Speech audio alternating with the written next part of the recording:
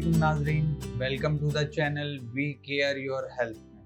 आज हम जिस चीज़ का तस्करा करने लगे हैं जनाब, आपने सुना होगा 3 वाइट पॉइजन। उसमें सबसे पहले जो है वाइट शुगर, दूसरे नंबर पे वाइट राइस और वाइट सिगरेट। आज हम सिर्फ वाइट शुगर की बात करेंगे। जनाब मीठा, बहुत सारे लोगों के शौकीन हैं मीठा खाने के, पर वो मीठा जो है इस्तेमाल नहीं कर रहे होते, वो इस्तेमाल कर रहे होते हैं केमिकल। तो इस वीडियो में हम आपको बताएंगे आपके लिए कौन सी चीनी मुफीद है और कौन सी चीनी जहर है। ठीक है ना जी। चीनी खाना तो छोड़ा नहीं जा सकता, तो चीनी इस्तेमाल भी करनी है। तो कौन सी चीनी किस वक्त इस्तेमाल करनी है और किस चीज़ में इस्तेमाल करनी है, उस बारे में हम आपको बताएंगे। सबसे पहले आपको ये मैं बताऊं कि चीनी क्या है। जब गन्ने को मुख्तलिफ किस्म की मशीन से प्रोसेस के ज़रिए निकाला जाता है और रिफ़ाइन किया जाता है, तो जनाब उसमें सिर्फ और सिर्फ चीनी और केमिकल यानी मिठास और केमिकल रह जाता है, उसको हम चीनी कहते हैं। इसके अंदर से तमाम विटामिन, मिनरल्स वगैरह सब इस रिफ़ाइन करने की वजह से ख़त्म हो जाते हैं। जब इस प्रोसेस से गुजारा जाता है तो ये केमिकल फॉर्म में आने की वजह से इसमें कार्बोहाइड्रेट बढ़ जाता है, जो आपके वज़न बढ़ जाने के बाइस सबब बनता है।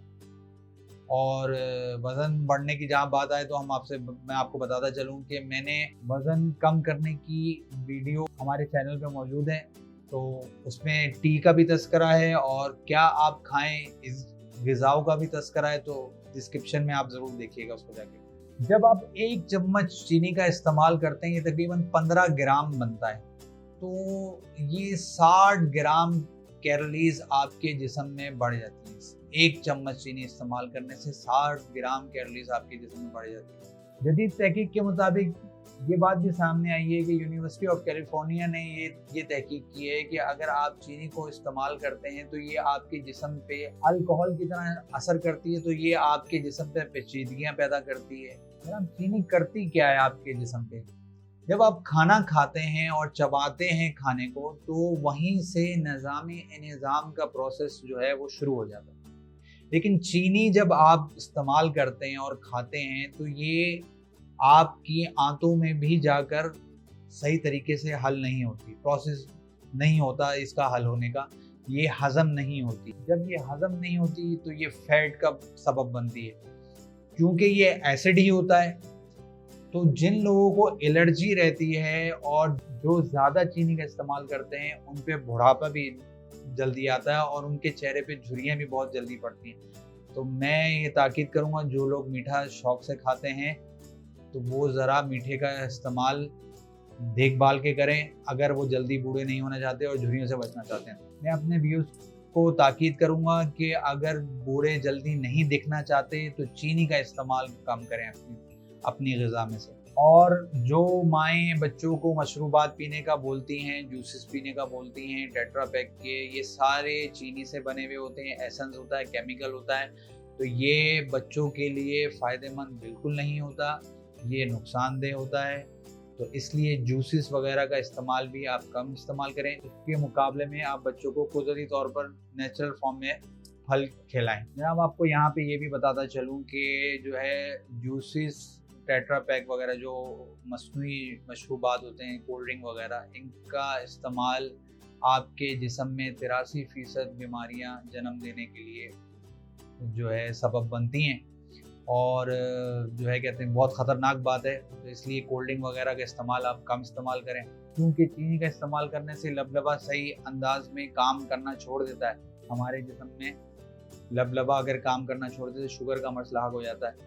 इसके अलावा जो ज़्यादा चीनी इस्तेमाल करते हैं उनके दांत वगैरह बच्चों के जल्दी ख़राब हो जाते हैं, कीड़ा वगैरह लग जाता है या ज़्यादा पीलापन आ जाता है दांतों के ऊपर।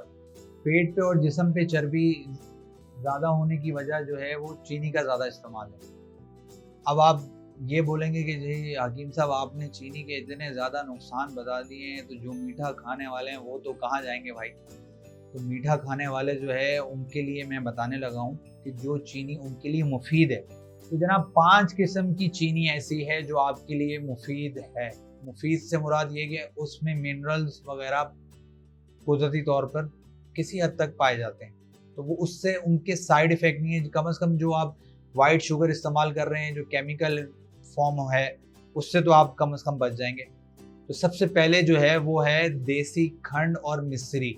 अब जनाब देसी खंड होती क्या है, ये गन्ने को 3 दिन तक गन्ने के रस को पकाया जाता है और जो है कहते हैं इसके साथ एक मशीन से प्रोसेस से गुजारा जाता है और इसको दूध और पानी से साफ किया जाता है। और जब इसको दूध और पानी से साफ किया जाता है, इस प्रोसेस से गुजारा जाता है, इसके बाद इसको खुश्क कर लिया जाता है। तो जब खुश्क किया जाता है तो ये देसी खंड की फॉर्म में आ जाता है। देसी खंड में कैल्शियम, आयरन, मैग्नीशियम वगैरह पाया जाता है जो कि जिस्म के लिए बहुत ज़्यादा मुफीद है। अच्छा, इसके साथ मैंने आपको बताया मिश्री। मिश्री जो है वो तैयार कैसे की जाती है। मिश्री में जो है इसी देसी खंड को जो है पिघलाया जाता है और इसमें धागे लगाए जाते हैं और उसको जो है मिश्री को तैयार किया जाता है। अच्छा, यहाँ मैं आपको एक बात बताता चलूँ जो बहुत तवज्जो लाएगी कि मिश्री जो है बाजार में मिलती है छोटी छोटी, वो आपने कतई तौर पे नहीं इस्तेमाल करनी, वो भी एक केमिकल की फॉर्म है। आपने जो है कहते हैं जो धागे वाली मिश्री जो क्रिस्टल फॉर्म में होगी, जो बड़ी होगी, जिसके अंदर धागा मौजूद होगा, वही मिश्री इस्तेमाल करनी है। वही मिश्री आपके लिए फ़ायदेमंद है। क्योंकि मिश्री का मिजाज जो है वो सर्द और खुश्क होता है, तो हकीम हजरात जो है इसको दवाई के तौर पे भी इस्तेमाल करते हैं। तो ये मिजाज के हिसाब से ठंडी होती है। नंबर 2 पे है जनाब कोकोनट शुगर। कोकोनट शुगर जनाब, आप बोलेंगे हकीम साहब कोकोनट शुगर कैसे, तो मैं आपको बताने लगा हूँ कि कोकोनट शुगर तैयार कैसे की जाती है। जनाब इसको तैयार इस तरीके से किया जाता है कि इसके फलों और डंडियों में से रस निकाल लिया जाता है और फिर इसको पकाकर ठंडा करके इसको जमा दिया जाता है। अच्छा, यहाँ आपको ये बताता चलूँ कि इस कोकोनट शुगर में यानी कोकोनट चीनी में कैलोरीज के लिहाज से ये वाइट शुगर के बराबर ही होती है, लेकिन इसमें और उसमें फ़र्क ये है कि वो सिर्फ और सिर्फ केमिकल होता है वाइट शुगर। ये साइड इफ़ेक्ट के लिहाज से आपके जिस्म पर कोई बुरा असर नहीं छोड़ता। आम चीनी के मुकाबले में हल्की भी होती है और जल्दी हजम भी हो जाती है। इसके अलावा आपको बताता चलूँ इसमें क्या क्या पाया जाता है। इसमें जिंक पाया जाता है जो बाल काले करने के लिए बहुत ज़्यादा मुफीद है, बाल काले रखने के लिए। जो लोग जिंक का इस्तेमाल करते हैं उनको ये पता है कि बाल काले रहते हैं, जो लोग ज़्यादा जिंक का इस्तेमाल करते हैं। इसके अलावा इसमें आयरन होता है, पोटेशियम होता है और जनाब कैल्शियम होता है। अच्छा जनाब, नंबर 3 पे है खजूर की चीनी। खजूर की चीनी, जी जनाब बिल्कुल सही सुन रहे हैं आप, खजूर की चीनी। खजूर की चीनी आप कैसे तैयार करेंगे। आपने लेने हैं सूखे हुए खजूर, उसमें से आपने जनाब गुठलियाँ निकाल देनी है और उसको 1 दिन के लिए ऐसे ही छोड़ देना है। उसके बाद आपने उसको ग्राइंड करना है और छान कर आपने उसको जो है इस्तेमाल करना है और जार में रख लेना है।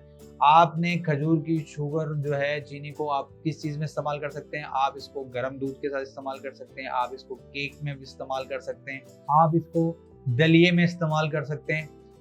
और ये भी बताता चलूँ कि सारी चीनियों में सबसे हेल्दी चीनी यही है। और जो लोग थक जाते हैं जल्दी और जिन लोगों को खून की कमी का मसला होता है वो ये शुगर इस्तेमाल करें, उसमें भी ये बहुत ज़्यादा फ़ायदेमंद है। तो जनाब खजूर की शुगर जो चीनी है वो आप ज़रूर घर पे बनाएं, बहुत आसान तरीका है, मैंने आपको बता दिया। ये जनाब 4थे नंबर पे है गुड़। गुड़ जो है वो तासीर के लिहाज से गर्म होता है और इसको अमूमन तौर पर सर्दियों में इस्तेमाल किया जाता है। और आपको ये भी बताता चलूँ कि गुड़ जो है वो खांसी के लिए बहुत ज़्यादा मुफीद होता है और इंसानी जिस्म में जो भी ब्लॉकेजेस हो जाती हैं जिगर की, सफरावी अमराज के लिए भी गुड़ बहुत ज़्यादा, सफाई वगैरह के लिए बहुत ज़्यादा मुफीद होता है। गुड़ जो है आप इस्तेमाल कर सकते हैं आप चीनी के सूरत में। जिन लोगों को मीठा जो है खाना है, गुड़ को जो है आप ग्राइंड करके उसको पीस के भी आप इस्तेमाल कर सकते हैं। 5वें नंबर पे है जनाब रॉ हनी। रॉ हनी से मतलब यानी कच्चा शहद। शहद का तो आपको पता है कुरान में भी बहुत तस्करा है, इसके बहुत ज़्यादा फ़वाइद और बहुत सारी किताबों में जो है शहद के फ़ायदे अब बयान किए जाते हैं। मगर इसमें जो एक उनसर पाया जाता है वो है मिलावट का, जिसकी वजह से इसके बेहतर नताइज आपको मिलते नहीं हैं। जब भी शहद लेने मार्केट में जाते हैं तो वहाँ से आपको जो है मिलावट शुदा शहद मिल जाता है, जिससे वो आपको फ़ायदे हासिल नहीं हो पाते जो शहद इस्तेमाल करने के बाद फ़ायदे हासिल होते हैं। तो आप जब भी शहद खरीदें तो उस पर रॉ हनी लिखा होना चाहिए, तो वो ज़्यादा बेहतर है। नहीं तो आप किसी लोकल पर्सन से जो है शहद ले लें, कच्चा शहद ले लें। और आपको ये भी बताता चलूँ कि शहद जो है ना कभी ख़राब नहीं होता, तो शहद कभी ख़राब नहीं होता, इसलिए आप कभी भी जब भी शहद लें तो रॉ शहद लें तो वो ज़्यादा बेहतर है।